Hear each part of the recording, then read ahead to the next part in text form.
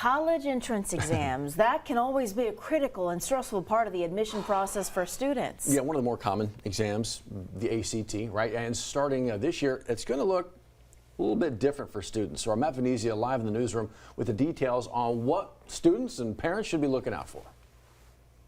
Exactly right, guys. High school juniors and seniors, it's about that time of year, right, to take a look at what's next. And one of the more popular national exams is actually going to look a little bit different as early as April of 2025. The ACT will now have a digital version to accompany its paper pencil version. Some of the alterations to the ACT have been compiled here for you on your screen, and most notably you'll see that the science section is now optional for students. The way your scores are compiled across the different subjects of English, math, reading, and science, that will also look a little bit different. A student now has the ability to choose to include or drop their science section when submitting their scores to schools.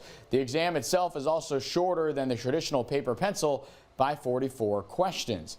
So hearing that the science section of the ACT is now optional, that may bring some joy to those who maybe struggle with that particular subject. But before writing off that section, experts suggest understanding if your preferred university recommends taking it. It should be viewed as required instead of optional.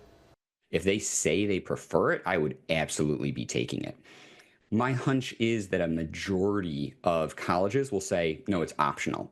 It's optional to take for the ACT, so it's optional for you to submit to us. So, one of the biggest stumbling blocks for students on the ACT is the timing and the science section.